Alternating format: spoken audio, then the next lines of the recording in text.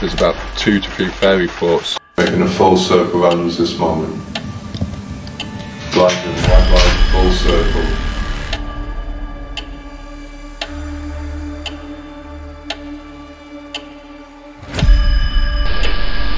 You ready?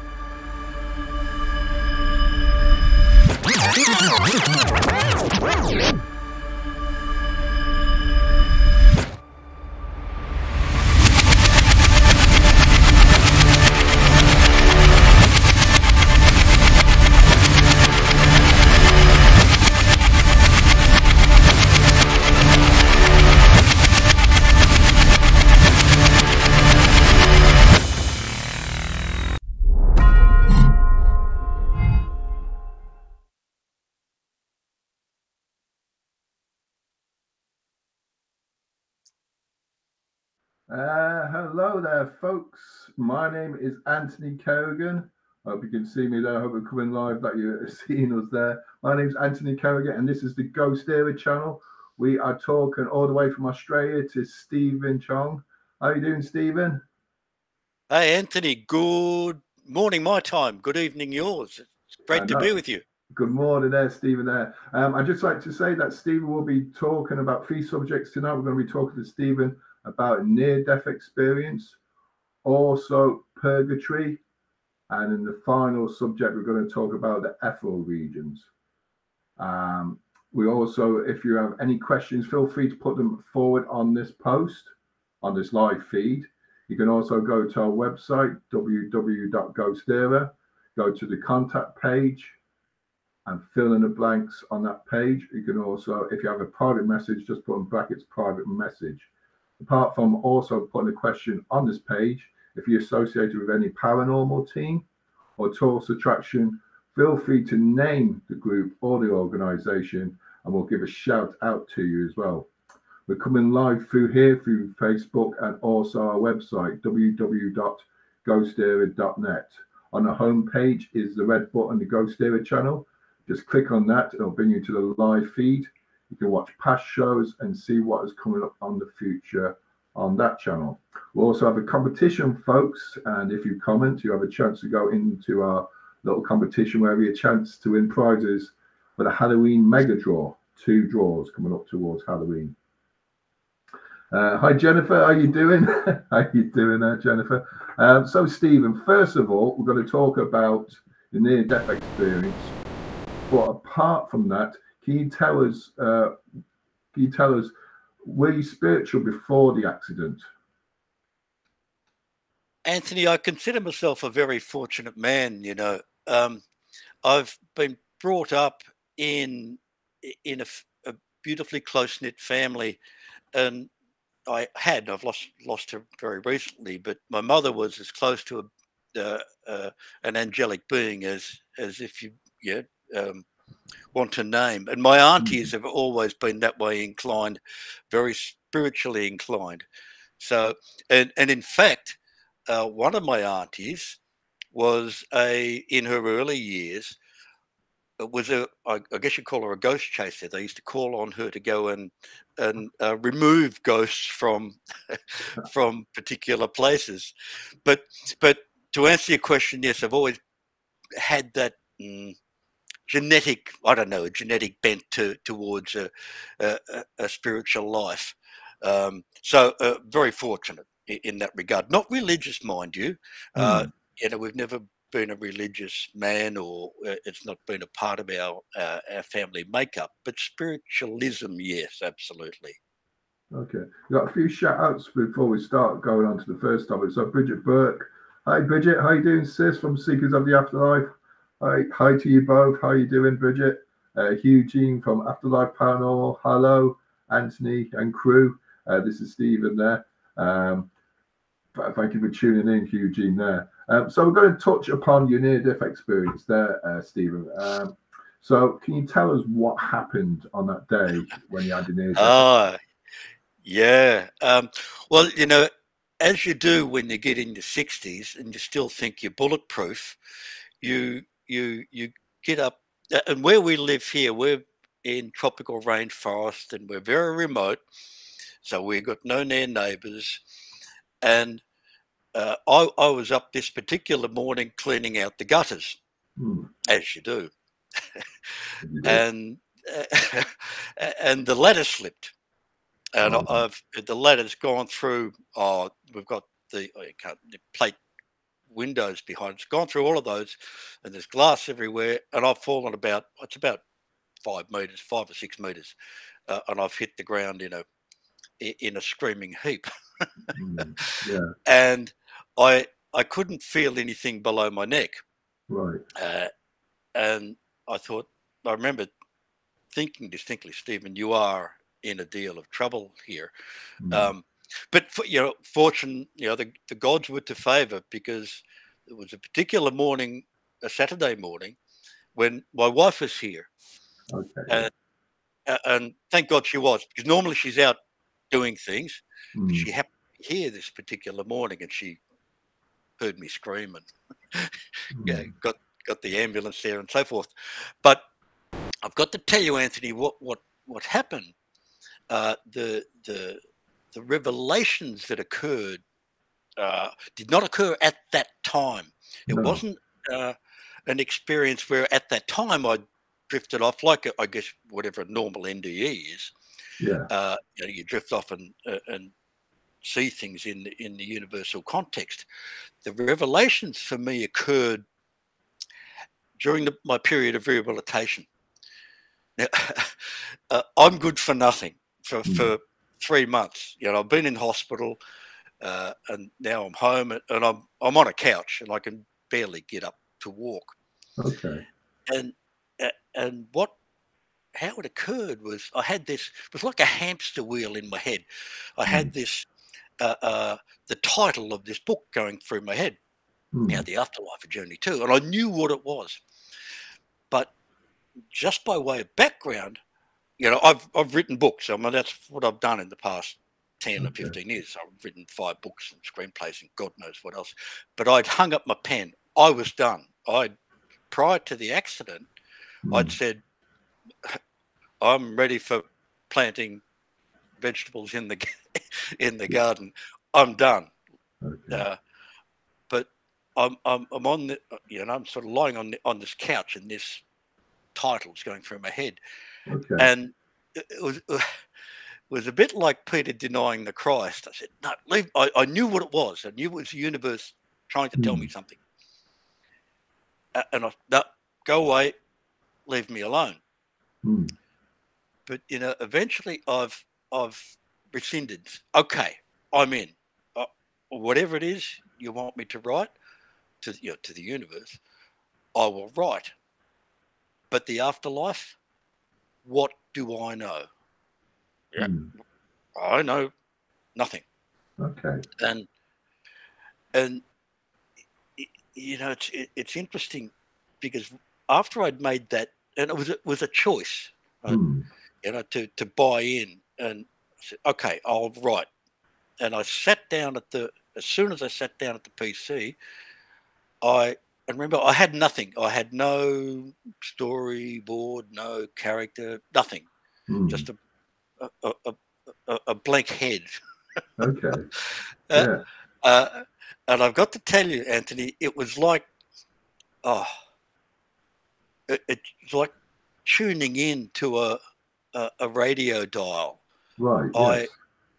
I heard the words, this character, he's speaking to me, and the colors, and it's all in heaven. I saw the colors, and don't think colors are the 7 colors of the rainbow. Think magnify 10, 50 times. These colors were majestic, and the music. I have no musical ability, and I heard this. The music was like a part of everything. You know, the trees, the grasses, everything was like a majesty of music, and I did my best to describe what I saw and heard, and this character, whose name was is a star, I'm seeing through his eyes, and he's taking me. It was like a scenic railway tour of the heavenly realms. He took me through the different areas, and he showed me all these different places, the higher and the lower. Yeah, we'll touch on that probably later on there. But I was going to say, so you're in a state of kind of altered state of consciousness, but like a sort of euphoric kind of present moment that you could see all these kind of things. That'd be kind of true. Correct. Yeah, that's absolutely correct. Yeah, yeah. And people have asked me whether I was channeling or not.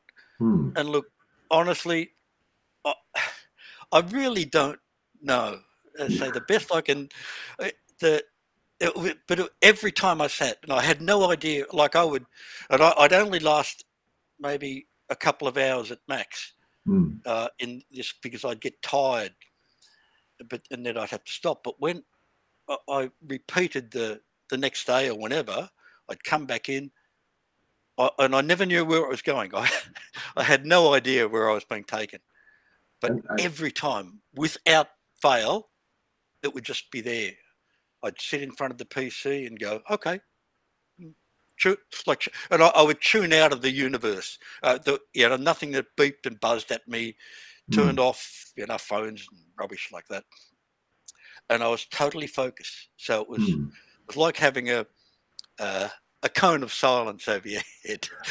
It's interesting what you said, because you mentioned the music as well, because people experience it, like angelic kind of music as well, but did you just talk to any doctors about it, what you experienced? I mean, afterwards, like how you felt? No. And the interesting thing, Anthony, is that there are a couple of essential ingredients in this process, and for me, the first one was trust.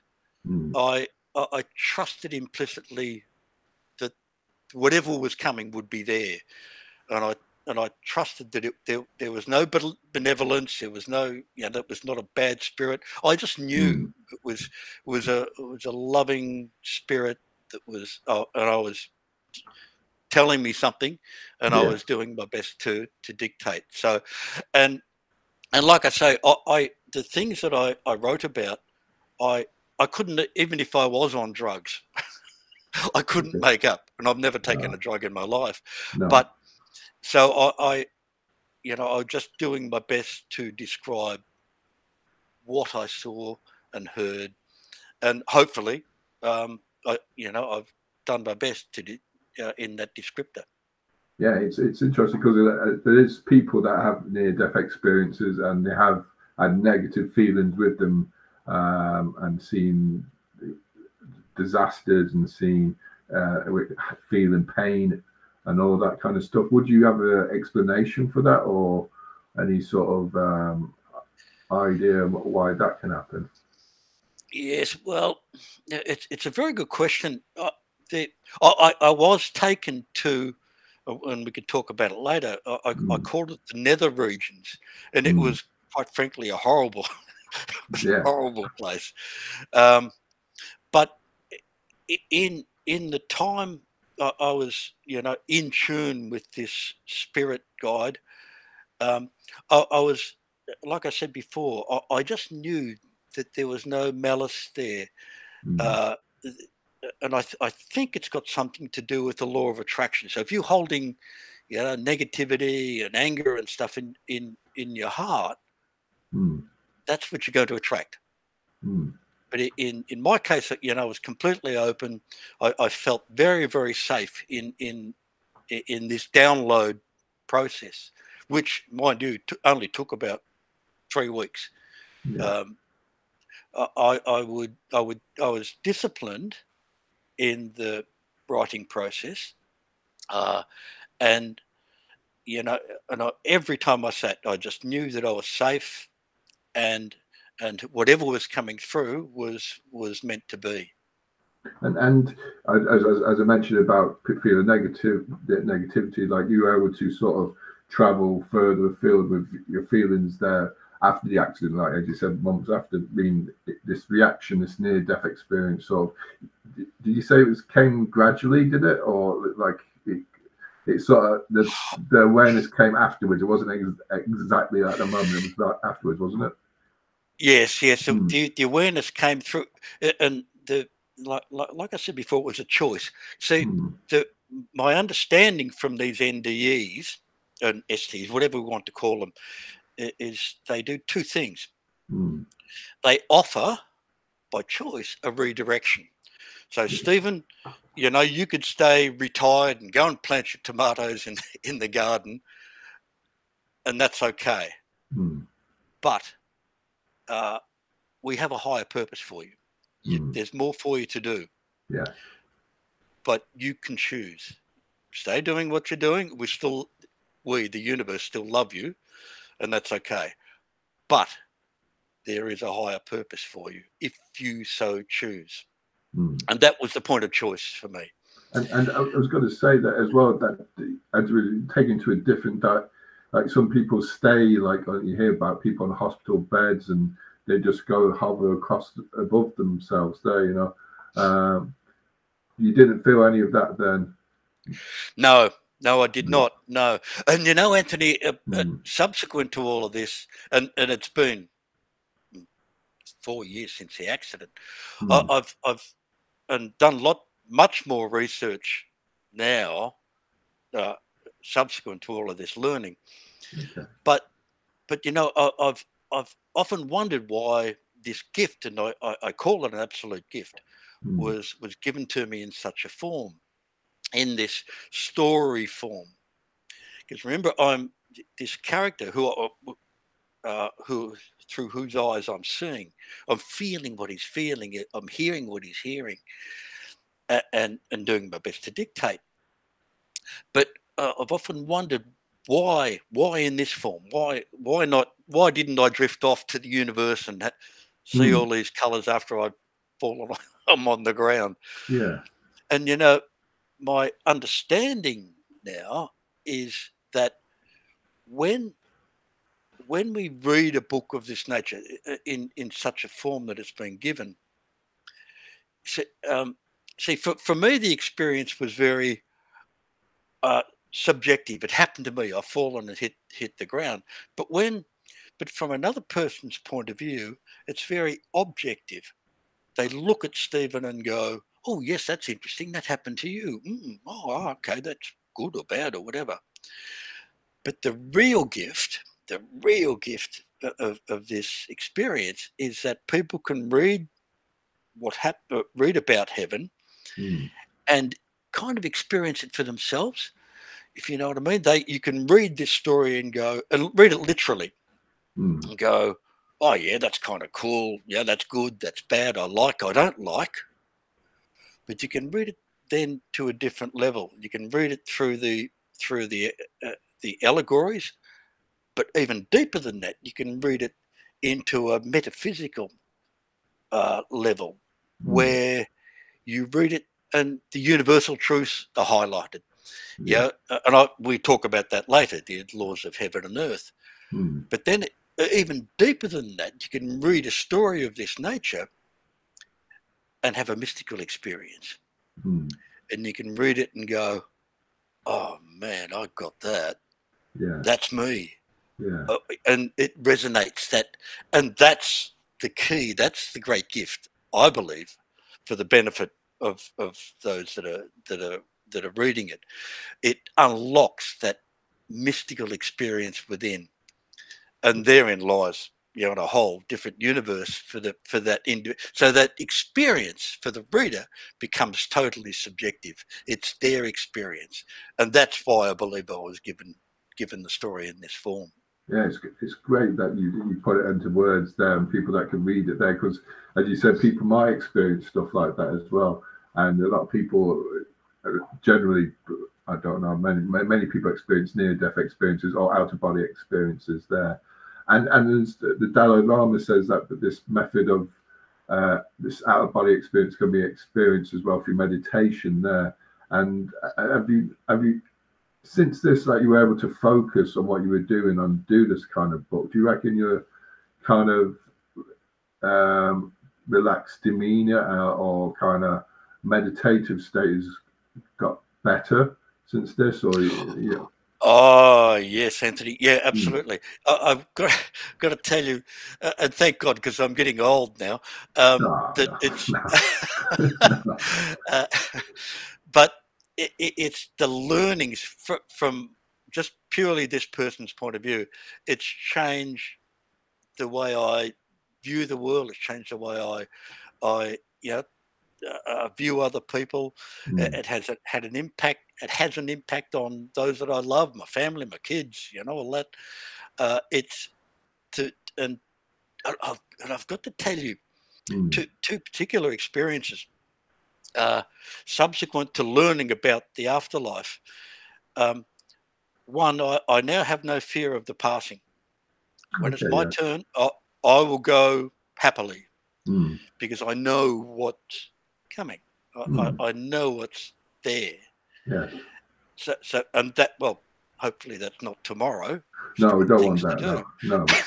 We've got a holiday coming up. We'll talk about that later. Yeah. But the other thing that it's done at a very personal level is, I mentioned before that just over 12 months ago, I lost my beautiful mother. Now, she was an angelic being. And for years and years and years, ever since I was a lad, I thought, hey, Mum, when you go, I'm not hanging around. I'm going with where you're going where you're going. The bond was so strong. But, when she passed, yes, there's grief for loss, because she's not here in the physical. Yeah. But I know exactly where she's gone, up into the higher realms, and I know exactly where to find her in this place under the shirt here. So there's no separation. So that knowledge of its own has been so totally profound, and that's knowing where she's gone and what happens in the afterlife. It's interesting because, as you said there, probably this near death, this accident that you had with the ladder has helped. I know it's helped in other ways, but it's probably helped in other ways. As you said, your mother passed there, but it gives you closeness to that kind of spiritual side, to know that there is some sort of survival after death there, and it's very interesting. We're gonna go on to the next subject there. So can we touch on a bit more this interesting subject that you're talking on? But we're gonna pick. You see, there's a little lotto jar there, and Stephen will have a chance as well to enter our Halloween competition. But you folks, Jennifer, Bridget, Hughie, a few of you will have a chance to enter. We've only got a few seconds left. If you make a comment now, you have a chance to go into our Halloween mega draw, and I'm just gonna pick a winner now out of the three of you. Hopefully it's not Jennifer. It won't be Jennifer that's going to go through. So it's between you and Bridget and Eugene. We're going to see. No, it's not Jennifer. We get another person. Eugene. Okay, Eugene, you're up, and obviously Bridget. I'll pick one more there, Bridget, as well there. So if Eugene and Bridget, if you stay on, especially Eugene, until halfway through the show, and after the next subject, you have a chance to go on to our Halloween mega draw. And Eugene says, "Me, please." Okay. So we're going to talk about now. The next subject is going to be talking about purgatory. And I suppose the first question we're going to ask you about purgatory there, just to explain a bit about it there, Stephen, and probably what type of people would encounter purgatory. It's a very good question. Just to give you a bit of background, again, what I saw and wrote about this character Athar in life, as a young boy, he was abused under the auspices of the clergy, and later on in his life, he took his own life. So he was stuck in this purgatorial state. By virtue of the anger and the guilt and the shame that he felt, he was stuck there. He couldn't get out. And the way I remember it, he was in this like decrepit house, and he's sort of feeling all the shame and guilt, but there was a light there. Yeah, the light, call it the light of love, or gods, the angelic beings, but he couldn't see it. And it took the forgiveness, the key of forgiveness. He was able to forgive those that had perpetrated the heinous things that happened to him in life, and that unlocked him from this purgatorial state. So he was stuck there by virtue of what, this anger and shame and guilt that he felt.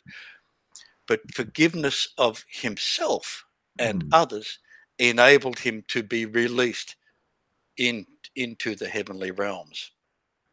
That's what I saw, and that's what I wrote. But it kind of makes sense to me that you take over with you what you're feeling at that time, and that creates your circumstance when you're in the heavenly realms. And do the general population get mistaken for believing that is it's kind of stuck there forever? Because that's what, especially, I'll be honest now with myself, a few weeks ago, I thought that purgatory was a place, you hear it in ghost hunting, their paranormal investigation, that these people are always stuck, in purgatory. And you hear it from probably all the cultures and religions there, that these people are stuck there. But is that true? It's a very, very interesting point, and it relates to one of the laws, and I'll read it to you if you don't mind. It says, "The judgment of heaven is neither vindictive or eternal, but probationary and remedial." So, to me, that says you not this is hellfire or purgatory, whatever, is not an eternal state of being. It's remedial. So, but it takes obviously some sort of keys, and forgiveness is one of those, to release oneself into the higher heavenly realms. Let me, Anthony, just to add to that, let me give you this, as best I can, a descriptor of, again, this is what I saw. There were these mists, best I can describe them, and the mists where when we pass over, we go into these mists, and it's where our life review occurs.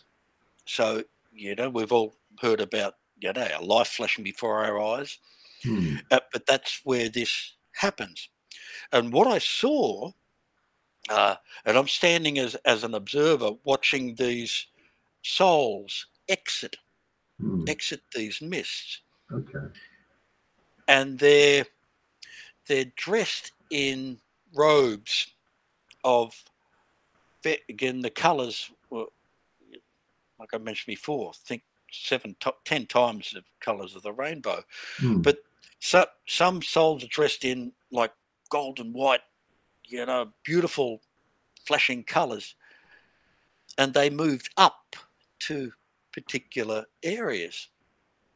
But other souls would come out and they were dressed in Hessian dark browny colour. And my understanding is the colour of the robes designates the pathway that it is uniquely yours to follow. Okay. So you go through the life review, and what you've done to others determines your place in the heavenly realms, which is reflected in these robes that we wear. And they can't be not like clothes you take off and put new ones on. No. That's yours. And let me describe again one of the things I saw. There was this lady soul come out, and she was dressed in these brown dark colours, and she tried to move up. There's all these pathways, and she tried to move up into the heavenly realm. She obviously thought her station was much grander than was to be, and she could not do it. She tried three times to move up to these higher realms. Okay. But eventually she's had a dawning, and she had to follow a pathway downwards that was hers. I don't know where she went. I wasn't taken there. But it was a very poignant thing to see. These colours of the robes designate exactly the pathway that is uniquely yours, as determined in these mists of judgment. That is interesting. Now, Bridget just left a comment then as well. She says, my aunt used to tell me that they were stuck, but if they prayed for them, they would move on. Now, could that happen as well? Would it be like if somebody from the outside helping a person in purgatory, would that help? Anthony, I think that's absolutely correct. Love is the bridge between souls, and it's the key to everything eternal. So if we feel love for an individual or a kin, that is a key to help them through whatever process they're engaged in. So I think that's absolutely true, that when we hold someone to heart and we pray for them in whatever form, that's the key for them that will enlighten their state of being. Absolutely. It's interesting what Bridget said. It could be something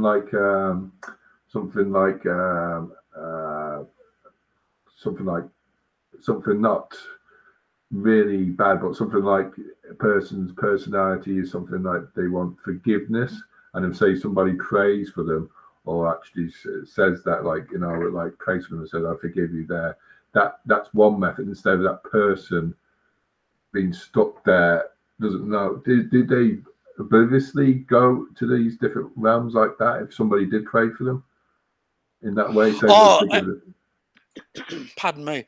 Yeah, I'm sure that the power of prayer cannot be denied. But one of the, as I mentioned before, one of the great keys that enables us to move through whatever challenges we're engaged in is forgiveness. Forgiveness of ourselves, forgiveness of others that have done us harm in some fashion or other. So forgiveness is a key that unlocks us to the higher heavenly realms. There's a question that I have here. There is there a place for hesitancy on this plane? So how long is there a time kind of segment, time period where you have to do something? Because you could be stuck. I don't know. Could you? I know it might sound. You might not need to answer this, Stephen. But would if you don't know, but would people, spirits or any entities that are in purgatory, can they be hesitant or very slow or take their time in doing what they're doing? Yeah, it's an interesting question, Anthony. Well, the best I can answer that is in the heavenly realms, time does not exist. There is no time. There's only experience. Wrap your head around that. But it's and in the heavenly realms, service to others is the key to their existence. But there was no sense of, I got absolutely no sense of time in the heavenly realms. It was all how we experience things.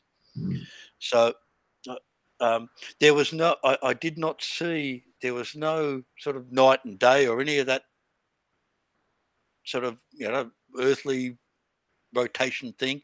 It was just experience was the key to unlocking oneself in the heavenly realms. Service to others was the key. And in different religions, like Zoroastrianism, and they believe that you've got the person in purgatory, they go into molten rock. So are there any tortures like this associated with this? Like, is torture kind of put into this kind of bracket in purgatory? Yeah, it's a very good question. I'll preface my answer by saying I don't know what I was not shown. So what else was out there, I do not know. I can only describe for you what was shown. But I was taken to what I called the nether regions. And if this area does not turn one away from an errant pathway, I don't know what will. I know. We'll probably talk about that later on. I can save that question for later on. Probably the kind of structure of the. I mean, if torture does happen, I'll save that for later on there. But if are people, like, as you mentioned, like there's titles, people's class. It has no meaning in this realm, does it? The purgatory. Oh, that's another interesting question, Anthony. We all become. We get designated in the heavenly realms. We have a heavenly name. There was in one of the places I described, there was one of the souls there. He was actually he'd come through different levels, and he was awarded. He got to a stage where he was given his heavenly name, it was like a presentation, which was kind of interesting. He was presented with his heavenly name. But the other interesting thing I've got to tell you, what happened was, in this journey that I'm writing, I got introduced to, there were these, I'm seeing through a Thar's eyes, and we're meeting these other characters. And every time we'd meet a new character or soul, I would say, "What's your name?" Okay. And straight away, I'd get the answer. Whoever it was, I would know. But there was this angelic being, to describe, young, youthful, in prime, beautiful white robes, and three times did I ask, "What's your name?" I got nothing. Okay. Nothing. I wasn't told who it was.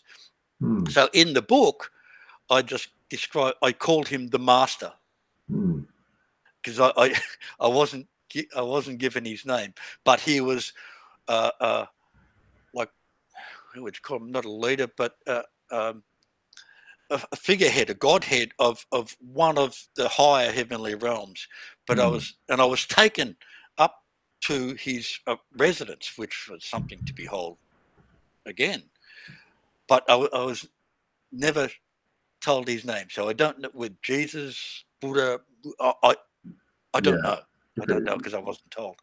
And like you said, you mentioned the clothing; it can be different coloured and all that. And are people clothed, as you said there? Because I don't know if I read in the book, do people wear clothes in this area? Like, as you said, they wear robes.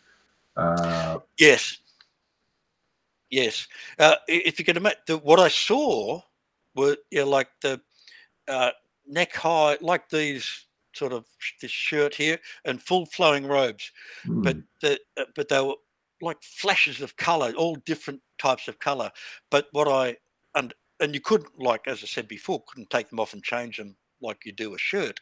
mm, But what I understand, as I mentioned, the color of the robe designates the pathway that's uniquely yours, okay.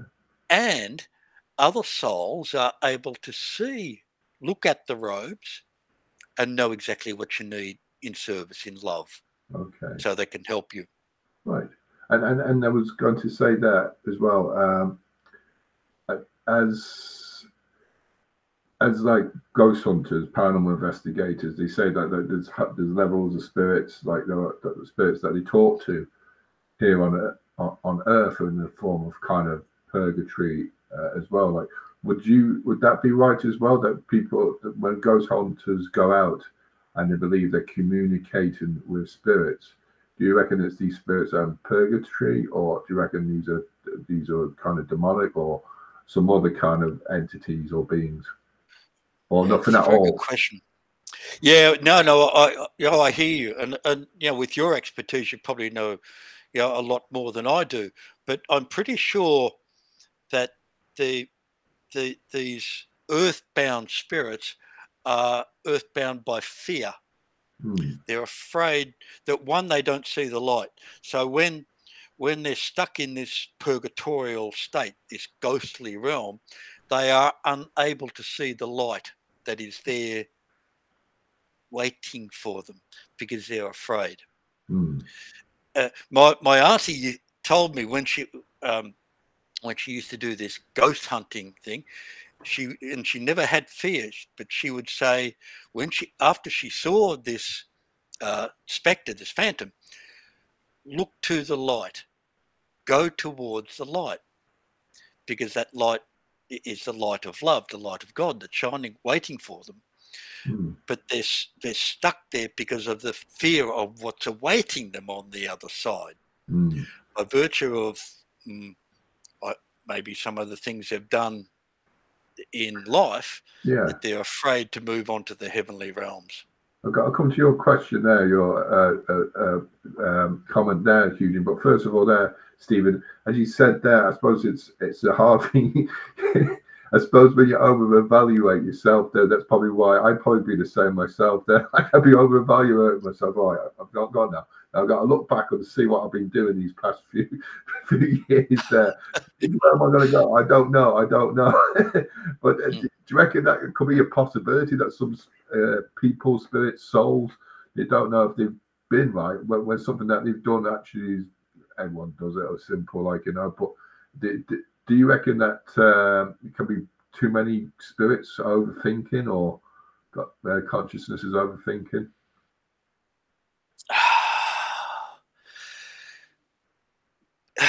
Again, Anthony, I don't know directly the answer to your question, but the the let me relate it back to the process I went through in writing this book.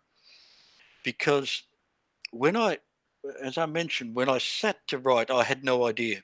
I had zero idea of what was there. I had whilst I was, I still am a spiritual man, but if you had have asked me prior to the accident, Mm, what happens in the heavenly realms, no idea. I have no clue. mm, But now, in the process of the writing, it was not a thinking process; it was a listening process. So I had no idea. I mm. would, but I would tune out, blank, blank. But that's easy for me to have something blank in the head. But if you know what I mean. uh, but the monkey mind stops. Mm, So I tune out to the outside world, no distractions. mm, So nothing that beeps and buzzes at you to take away mm, your attention. So I'm totally focused, and I listen.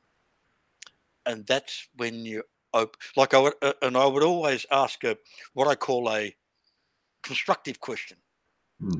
What am I going to write about that? What's coming next? Constructive of its nature. And then listen. Ooh, have a cup of tea. Oh, got it. Okay. Most times, Anthony, it was like immediate. Sometimes I would sit at the PC and there's just a blank space, and I'd get up and do something, and then it'd go bang, got it. Right. I'd have to rush back to the PC. So to answer your question, I'm certain that it's overthinking is problematical in this space. Trust, feel the love of the spirit, surround ourselves in the beautiful white light, protection from any errant energies, and then trust that answer, whatever it is going to be there. Trust is the key, and listening is the process. Eugene says, I think when we die, another soul comes to collect you, to guide you to the next world. If you commit suicide, your spirit becomes lost and will eventually be found by another spirit to guide you to the next world. What do you think about Anthony, that pretty much describes this Athar's journey. Yes, when we were talking before about souls exiting these mists and they're dressed in these robes, every soul that come through was met by a guide. Every soul, and there were lots. It was like a stream of humanity, if you will, passing through these mists. Every soul had someone there to guide them. Yes, absolutely. But in Athar's case, he was stuck in this purgatorial state.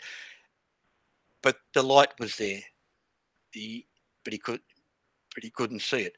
But then when he was able to forgive, that was the key that unlocked the door to these other realms.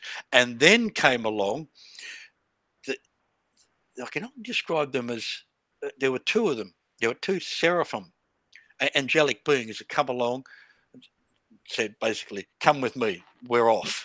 Okay. And they took him to these higher realms. But that's exactly what happened. So they're kind of like half human, half angel, yeah. They're angelic, of course. Yeah. But they were kind of diminutive beings, but dressed in beautiful, colourful, bright robes. But they were angelic beings, to be sure. Okay. I hope that answers the question there, Eugene. There, it's a good question there. So I'm going to go on to, I suppose, the competition there. I'm going to give you. I'll just put this up first. I'll just put this up so I know technical side of this. Okay, we're going to be. You have 4 colours to choose from there, Eugene, and you got to guess where the nasty jester is. Either blue, where is he going to come out of? Which doorway? So I have a choice between the blue, the orange, the red, or the green doorway. There you go, Eugene. You got to write down on the screen, comment, put down either blue, orange, red, or green. Whilst you do that there, Stephen, I've got to ask you there. You have also an opportunity to go into a Halloween mega draw if you want to pick a colour. Yeah, I've got my colour. Do you want me to tell it to you? Yeah, go ahead. I'm in green. Green, okay, and Eugene has picked orange. Okay, perfect. So we're going to see at the end of the show, we'll check out to see if any of you are right. I don't know, I forget now where this, that is actually me dressed up there, yeah. So I don't know which doorway I came out. I did this months ago there, so I forget where it's from there,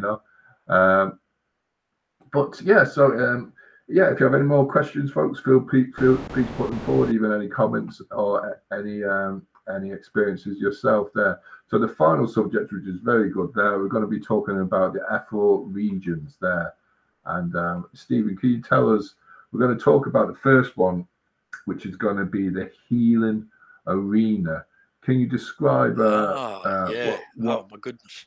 Who overlooks it, and what does it look like? What did you see there in the healing arena? Yeah, Anthony, if you can imagine the Roman Colosseum in all its glory, Right. And it's, don't think sort of just bricks. This is marble, alabaster, Greco-Roman type architecture, and in this arena was these masses of souls had been summoned by a pealing bell, and so if you can imagine this arena full of majestic colors, and they're all chanting the Om sound. So this Om sound is reverberating around this arena. And like I'm in the audience and I've got seeing through a thar's eyes, and I've got this guide next to me. And in the middle of the arena were these repose lounge chairs, like sofas. Right. And in walked these seraphim, and they've got these decrepit souls with deformed melodies, like the soul's been had illness and malformed.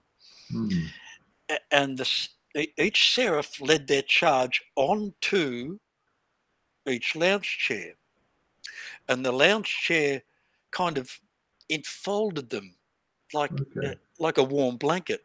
Right. And then in walked this majestic angelic being, beautiful white robes, and he stands in the middle of the arena, and he holds up his hands. And from the audience, from the crowd, he takes the energy and he forms it into a ball, a magnetic, like a disco ball. And from this ball of light, like laser light shine into each soul on the sofa. Okay. And they were transformed. They got up and they were totally healed. Totally healed. And like I've turned to this guide and I said, look, this is magnificent. What is this? And it was described to me that souls in heaven do not bear the consequences of what others have done to them.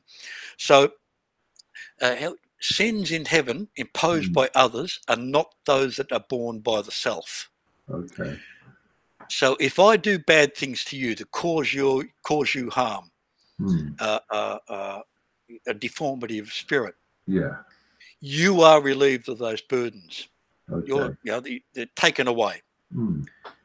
Me, on the other hand, because I've caused that to you, I've done that to you, I would bear the consequences of those actions. So I would, whatever happens to me, it's because sin, it comes back at you double, like, whatever happened onto others, will happen onto you, like, That's something correct. Like that. No, you've got it in mind. We are all one in spirit. So what you do to others, you do to yourself. So in this healing arena, we are relieved of any burdens that have been caused by others. We still have to follow a pathway, for the things that we've done, but any sicknesses or illness or maladies are not carried forward if they have been imposed by somebody else. If that makes sense. I hope I've described that properly. No, that was good. That was a healing arena. And was that the first place you saw? Was it? Sorry, that it came across. Yes, yeah, pretty much, Anthony. Yeah, after a Thar was released from the purgatorial state, that was pretty much he was taken to this place and relieved of the burdens that had been imposed by others, and that again released him to higher levels that we went to later on. And then the next place we're going to talk about is the abode of reunion.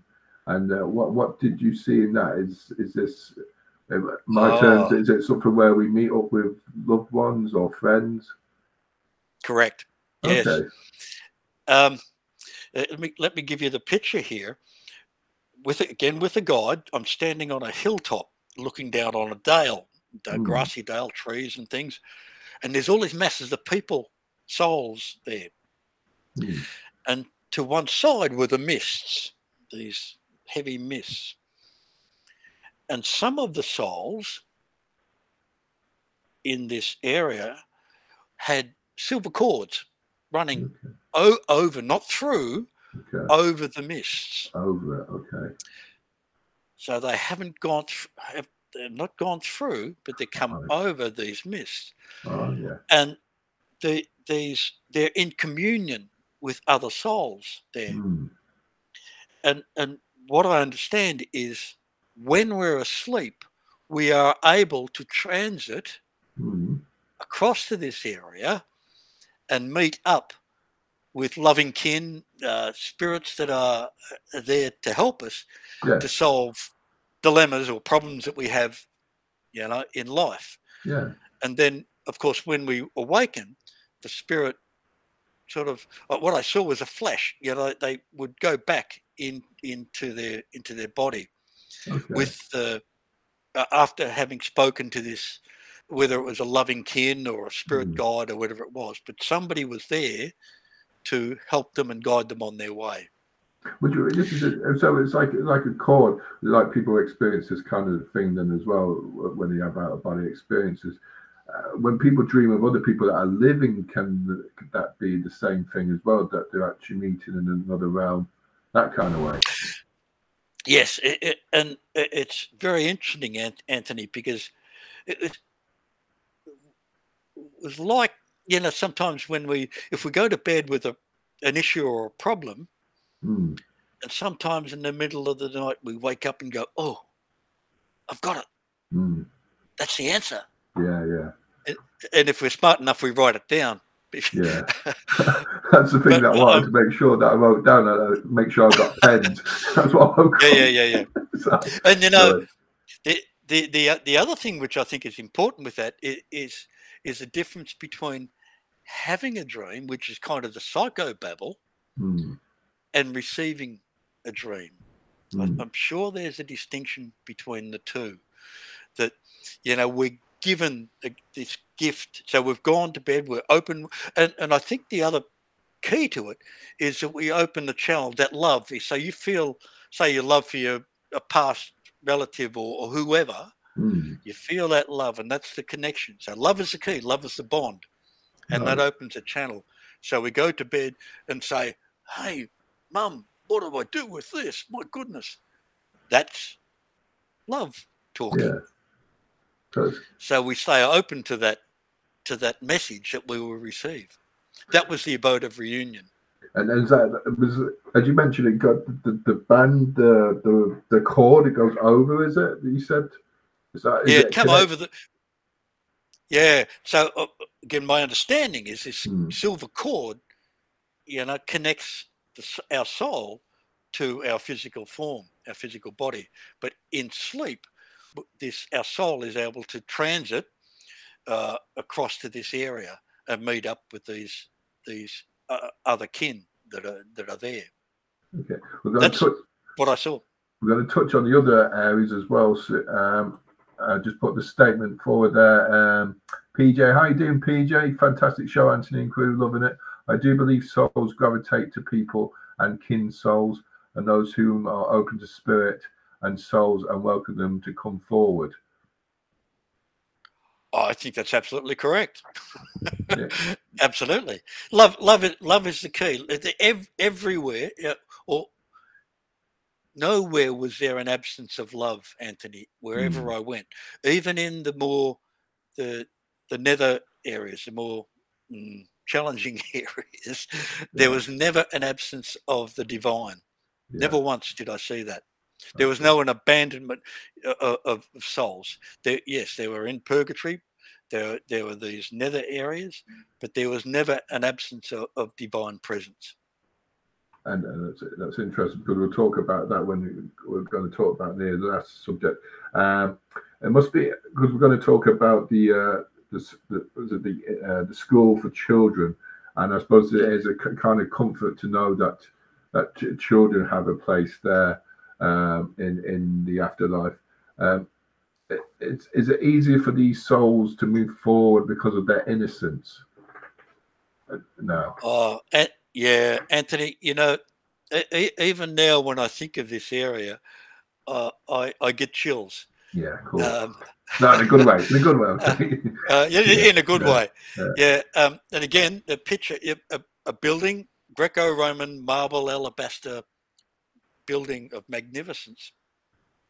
And with the guide, we enter into this building, and the love that I felt when I entered this building cannot. I even be, like I say, I get the chills now. I think about it.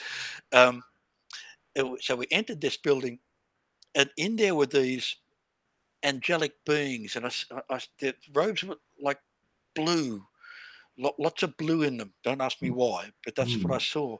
And they're tending, these angelic beings are tending to these babes in arms, fledglings. And they were tended with such loving care. And what I understand now is no child soul that has left the earth plane early is left or put it this way, every child that has left the earth plane early is so beautifully nurtured by the Heavenly Father and his angelic beings.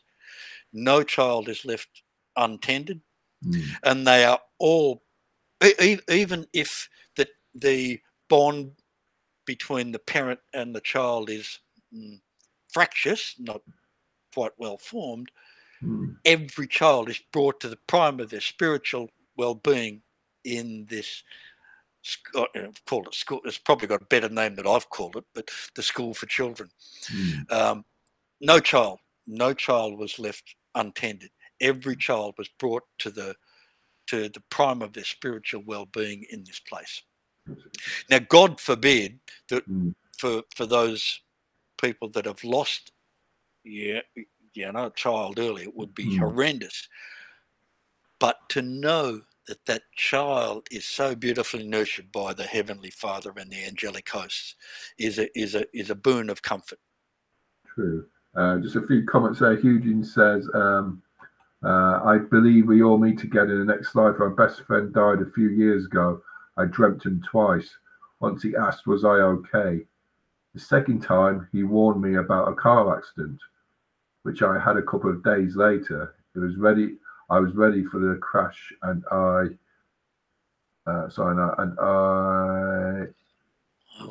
ready for the crash. No, I wasn't really hurt. Yeah. And I wasn't really hurt. So it's, I suppose it's those kind of things. It's like, I don't know. It's probably as you were saying, Eugene, there, it's probably, I call it a crisis manifestation in some ways. They call it there in the kind of paranormal front there. And it's I suppose it's that reunion. You said you had the dream, would that be where Eugene went, the abode of reunion? That's a very good question. I think more, Anthony, that one of the other, ask me, one of the other places I was taken to was a school for guardian angels. Okay. So I was taken to a place where souls were taught to be guardian angels, if that makes sense. Yeah. And what I understand now is that each of us, every one of us, has a guardian angel that is there for us all the time. They are 24/7. They are there, and we just have to link in. We have to, like I was saying before, I don't think the answer lies in the listening process, not in the thinking process, but the guides are there to help us at all times. So if we're in tune with that guide, as Eugene obviously was, they're able to offer redirection if things are going astray. Yes, which obviously occurred. there's things that you do in your general life that you think, right, I don't go out without my coat today, especially in Ireland. But you know, but talking about the weather, but even when it's supposed to be scorching, but there are those little things that you just for a moment there you think, right, I should take my key. Do I take my keys? Do I wait 10 minutes to wait for the traffic to pass? All these kind of little things, and then you hear later on there's been an accident down the road. It's interesting, these or a phone call, but there's a lot of that as well. You know, you think you anticipate a phone call, or I should ring somebody there, you know, and you actually find out they're in need or they're in hospital themselves. It's kind of interesting. Mary says, "I'm back in time. How you doing, Mary? I remember when my father was dying, he kept looking at the wall in his hospital room, saying, 'Look at all the people and all the beautiful flowers.' We were only able to see a wall, but he could see them coming to take him, and he wasn't afraid." Now, isn't that beautiful? It was actually isn't that absolutely beautiful? Yeah, and that's similar to how my grandmother died as well. Like the last few hours, you could see she was kind of half in and half out, but I could see that she was looking away from me, like her peripheral vision was gone somewhere else, and she was calling out for I think other people. And there was kind of an interesting moment. You sort of, because you're a paranormal investigator, you got to be open to everything. I sort of knew that kind of way there. And my mother said as well that when she was in hospital bed, she told her that you can go now. You can go, you know. Mm-hmm. So yes, yeah, beautiful experience, and to know that the angelic hosts have come to guide, to support that loving soul and take them off into the heavenly realms is a beautiful thing. Sure, yeah. And we don't know ourselves on the paranormal front if this truly happens, but there's a lot that says that we all enter a different kind of consciousness when it all happens. Then PJ says, yes. Yeah, sorry, go ahead. No, it's thinking very similarly, Anthony, to experience with your grandmother. With my mother, the body held on for a couple of days, but the spirit was like, we just knew. We're saying we, you know, my family are all around her. We just knew that the spirit, like the angelic hosts, were there. She was spiritually, she was gone, but the body was holding on for a little while. But to know that you know, that precious soul is taken off into, with the guidance of the heavenly angels is a beautiful thing. True. PJ there says, Mary, that's beautiful. My amazing mom had no fear, only faith, and in her last moments called her best friend, saying, "Is that her?" She passed years before. Having seen three die in my family in weeks, each passing was unique, but I loved the memory she wasn't alone. It is a great comfort, and it is, I wouldn't say strange occurrences, but it can be kind of make you think there when things do happen, when somebody passes away. There does be, like, you hear of clocks stopping, you hear of things being found, the fragrance of smells and all that on anniversaries and all. It's very interesting. Yes, absolutely. And again, I with those that have an ability to see, like my auntie, many years ago, I remember going to we had a service for my stepfather. She saw him there, standing there in his glory. So there are those of us that have that ability to see across that veil. Me, on the other hand, I can't see in front of my eyes, but to know that they are there is a beautiful thing. Now we're going to talk about the one that many people will probably have fear of, and it's the nether region. So we're just going to talk about that there. First of all, because you mentioned it there, and I was going to say to you there, Stephen, apart from what you see, I'll let you explain what you saw afterwards, but what was your feeling when you went past that, when you come into that area? What did you feel personally yourself? Could you feel anything yourself? Okay. Like, did you feel scared? Oh, there's a very good question. I in my mind, I can picture as if I was there. Scared, no, because it was a horrible place. I remember saying, because I was with a guide, I wasn't not on my own, and I remember turning to this guide and saying, "What is this place? It's horrible." So but I can't say that I was scared. More alarmed than scared. And to describe where we were taken. So the two of us, myself, Athar, and the guide, we go through this area that's like a it's been burnt by bushfire, and the smell and the act. Yeah. So we walk through this area, and these huge portals opened up. Right. And inside these portals were these spinning vortexes of power, like these spinning vortexes. And inside each vortex, and there were a number of them, were these souls that were trapped. They were trapped within, and some were trying to clamber out, and some were being pulled down, pulled back inside. And standing around each vortex were these angelic beings, like angels in waiting, I could describe them. Okay. And I've turned to my guide and said, "Wow, man, this is a horrible place. Yeah. What is this?" And what was described to me, it says, "This is not God's judgment. This is not hellfire. This is not eternal hell, whatever. People here are entrapped by choice." Okay. And think of the 7 deadly sins: pride, greed, lust, envy, so forth. So they're stuck by their own choice. And until they are able to, and it was described as an area of cleansing. They're cleansed of these, whatever you like, not sins, but these melodies, if you will. But until they are able to be contrite, until they are able to repent and say, like, "Get me out of here," then they are released. What I saw was souls being released into the care of these angelic beings and taken away. Now, where they went to, I have no idea. But they were the area was one of purification of the soul. But souls are entrapped in these areas by their own choice, not by God's judgment. And that makes sense. And does the choices that these spirits make, I mean these souls make, are they obviously they're not going to get to them, are they? They're not obviously going to encounter what they wanted to choose from in that area. It's just like a kind of,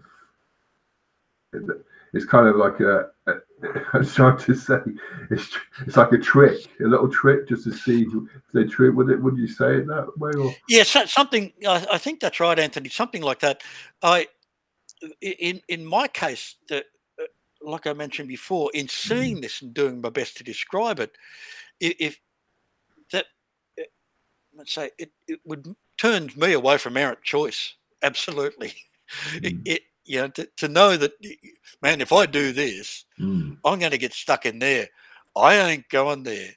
Yeah. So from that point of view, it's a deterrent to know that if I choose this particular pathway, there are some pretty horrendous things that are going to have to be taken care of before move on. As you said, yeah, and it's like, as you said, there was tortures. They were mentioned tortures, and what kind of tortures happened there?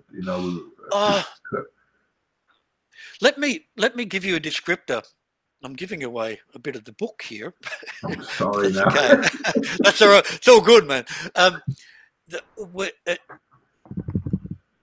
Later in the stages of Athar's journey, he had a realization, and he turned to his friend and said, "There is something we have to do." And sort of it caused trepidation. But he said, "Okay, yes, I know we've got to do this." So the two of them, remember, I'm seeing through Athar's eyes, and they were taken into this pit, cavern full of snakes and things, and really bad screamings. And I heard the screams, and it was a horrible, horrible place. And they had to gird their loins to walk through this area. And what they came to at the end of this area was the priest who had perpetrated those heinous deeds to Athar when he was a child. Okay. This priest had created around him, because he was so afraid of the retribution he thought he was going to get for the horrible things that he had done to people. He had created this, it was like a barrier. He was trying to keep people out. He was afraid of being, the retribution, the revenge he thought he was going to receive, if that makes sense. So it was a heinous area of his own creation. It was not God's judgment. He created it out of fear for what he had done in life. So it was his own. It was his own creation. And again, Athar was able to forgive this soul, this priest, and that released him from this, let's call it, purgatorial, horrible state. And that's, I suppose it's a situation there. I suppose if you have to, I suppose there's people that find it hard to forgive these kind of things there, and would end up in the same area, which is it's sad for them on really then as well, as you said there. Eugene says, could they have been angry souls who did not want to die or did not know they were dead, and maybe it was an area to release their anger until they accept the reality of the situation? Yeah, that's almost a question for your expertise, Anthony, but I'm pretty sure that's very close to the mark. It's that anger and wrath that holds that person stuck in that paranormal state, that purgatorial state. Yeah, I'm pretty sure that's the case. Yeah, it's kind of so. You probably know that yourself as well, Eugene. Yeah, it's kind of mentioned a lot in the paranormal field. When somebody that has got their anger, they can't if they release it, they'll be able to move on there or forgive, as they said there. So we're going about. If anyone's got any more questions, feel free to put them forward. But we're just going to promote the book now as well, and just show, ask Stephen where people can buy it. It's still available to be purchased, is it, Stephen? Yes, Anthony. Yeah, it's all available. Amazon or one of the book depositories is probably the best place to get it. I mean, just Google the title and you'll find it. Or they can get on. I've got a website that it's Stephen with a PH, stephenchong.com.au, and that'll lead them into an area that they can purchase the book, or just drop us an email and I'll figure out a way that can get the book to them. No problem. Yeah, definitely. Or if anybody wants to contact us, and then we can get through to you then, Stephen. Now I can pass the details on as well there. PJ says from Puckerville, he says, do you believe it's love of not wanting to leave? Do you believe it's love of not wanting to leave to cross over? I suppose that's a good question. Does love stop? Say with somebody who's still living, can love stop you going over? The answer to that, in my understanding, Anthony, is no. Love is the bridge that releases. Grief, on the other hand, is a bind. For those that have passed over, they feel that grief because we love them, and we miss them. But it's the grief that holds them in thrall, because they love us so. They think, oh, I've got to go down and help Stephen because he's feeling so much grief. That holds the soul in a place that, because not let's say they're stuck, but they're coming back down to help us rather than moving on to the love that awaits them. And the example of that again is with my mother. The love is very deep.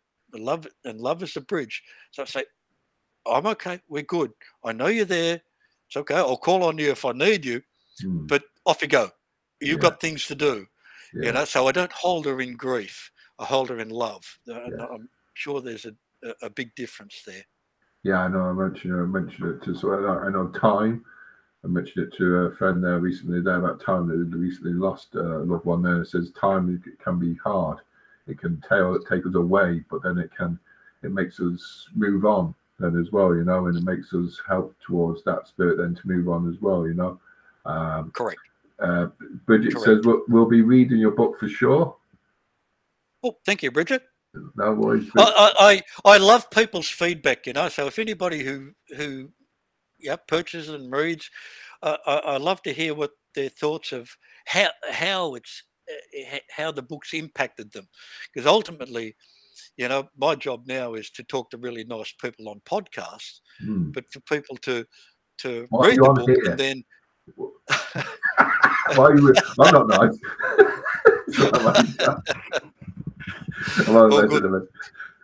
But you know, if a person can read that book and if they have that mystical experience we talked about before, man, my job's done. That's the gift, providing the gift.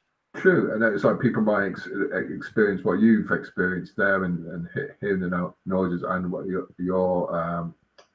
your findings of how to check in and tune in, as you said there. You know, it's not about thinking; it's about listening as well, as you said there.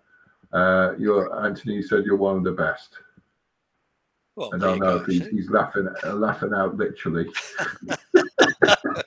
I don't know if he's taking it. I'm only joking, PJ. I'm only joking.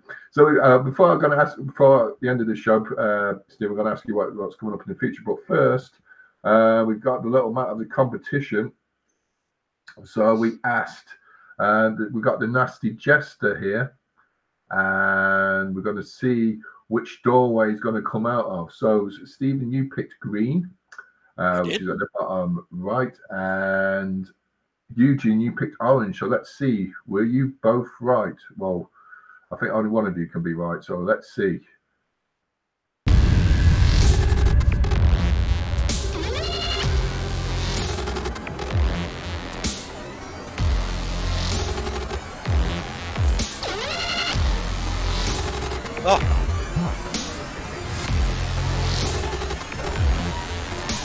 Oh, geez. You think you got it there, Stephen? Oh, God. You're well tuned in, aren't you? You picked the right one, Stephen. It was the green door. Oh, see? There you go. I must have been listening. I don't know. Even though I didn't know anything about that. Honestly, I didn't know anything about what doorway I was going to come out of, because it's all the same. Do I win a door prize? Well, no, you win. You're going to a Halloween mega draw there, like, so. Hopefully, you don't win, because I'm not sending anything to Australia. Come on, everyone else. You got to get your name in. Bridget says, "Well done, well done." So, Stephen, tell us, have you got anything lined up in the future? Or any future books or any conferences or interviews? Well, I mentioned when we were offline that I'm to the UK this Monday week, so for 3 weeks, and going to the Scottish Isles. I'm meeting up with my dearly beloved, and we're touring around the Scottish Isles to a lot of the haunted castles. Oh, cool. So very cool, huh? Yeah. So if I come back and change man, you'll know why. Hopefully it's going to be warmer than cool, like the weather holds up there. But it got, because we're in tropical rainforest here. It got to 11 degrees, and I was freezing.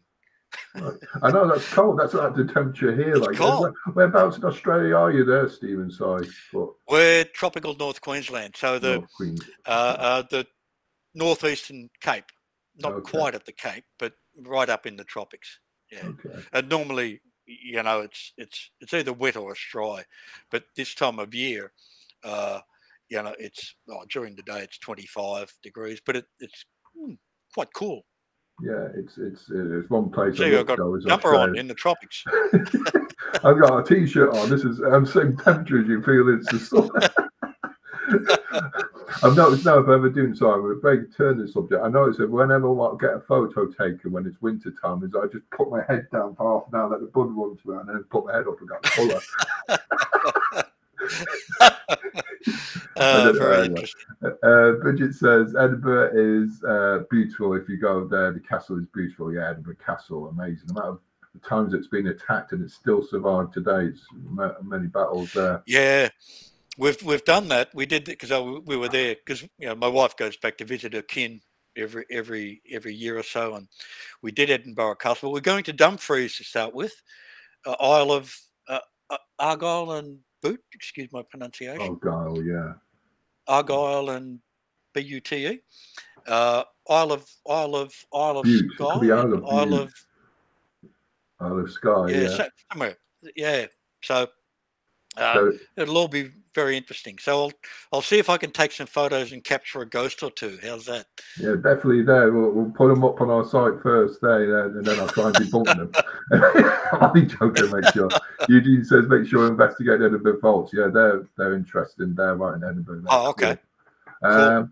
So on the next show, folks, we're going to be chatting to the great grandnephew of Bram Stoker, Dacre Stoker, and subjects will include his family, the Stoker family, obviously Dracula, and Experience Transylvania. This is a kind of tour he does, Dacre Stoker, over in Romania. PJ says, great chat, brilliant, and well done, Stephen, Anthony, and Team GhostÉire. Thank you. PJ. No worries there, PJ, and thank you as well. And Stephen, thank you. I really appreciate your time and getting up this early morning there to join us there here in Ireland and around the world there. Really appreciate this, Stephen. Margaret. Anthony, an absolute pleasure. Thank you very much. Okay, so folks, Bridget says it was great listening to you, Stephen and Anthony. I won't see you next time. I'll see you in the near distance. Bye-bye for now. See you later, Sis Mary. Thanks, guys. Great show. Thank you. Bye-bye for now. I'll press stop, shall I?